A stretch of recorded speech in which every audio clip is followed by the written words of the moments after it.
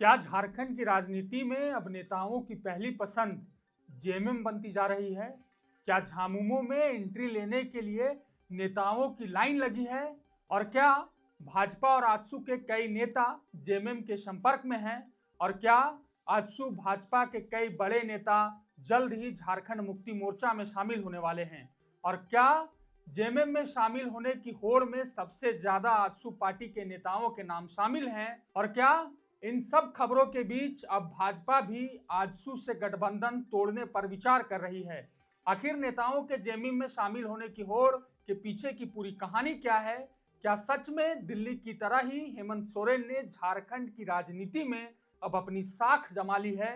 ये तमाम सवाल हैं जो गाहे बगाहे राज्य में चर्चा का विषय है। और हो भी क्यों ना, दरअसल हेमंत सोरेन ने हाल ही में हुए विधानसभा चुनाव में जो कारनामा कर दिखाया है वो झारखंड की राजनीति में उनसे पहले तक कोई और नहीं कर पाया था। खैर, पूरा मामला विस्तार से समझाए उससे पहले मेरा नाम है विशाल और आप देख रहे हैं लोकतंत्र 19। चलिए अब खबर पर आते हैं। दरअसल हाल ही में हुए झारखंड विधानसभा चुनावों के नतीजों ने सबको चौंका दिया था। हेमंत सोरेन की नेतृत्व वाली इंडिया गठबंधन ने लगातार दूसरी बार जीत हासिल की।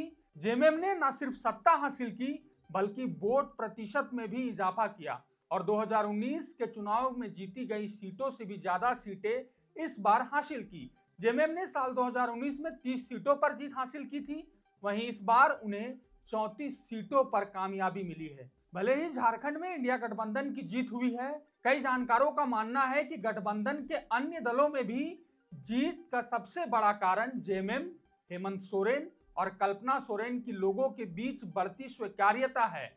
और अब जब सब कुछ जेएमएम के फेवर में जा रहा है तो अन्य दलों के नेताओं को भी बेहतर राजनीतिक भविष्य उसी पार्टी में दिखाई दे रहा है। यही वजह है कि दूसरी दलों के कई बड़े नेता जेएमएम में एंट्री लेने की कोशिश कर रहे हैं। बहरहाल आजसू पार्टी में यह खलबली सबसे ज्यादा तेज है।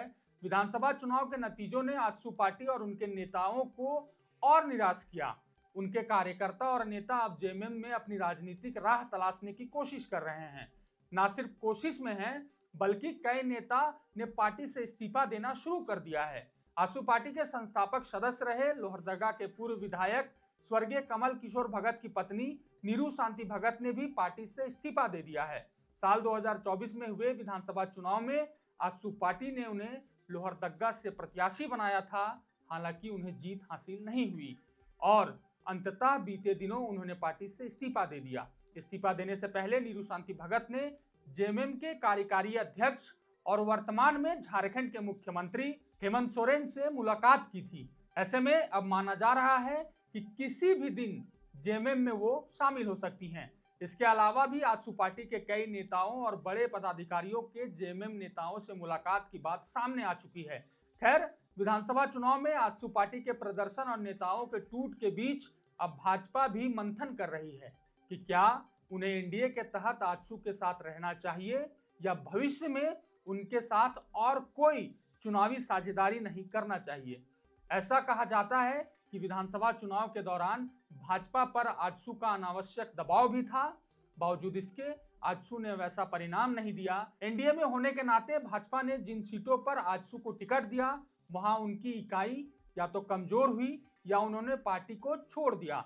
इसके अलावा आजसू के गठबंधन होने के नाते भाजपा ने अपने कुर्मी नेताओं पर ज्यादा भरोसा नहीं जताया, क्योंकि उन्हें सुदेश महतो के तौर पर बड़ा और स्वीकार्य कुर्मी नेता गठबंधन के तौर पर मिला था, लेकिन उनका क्रेज इस चुनाव में नहीं दिखा, जिसका परिणाम चुनाव के नतीजों में देखने को मिला।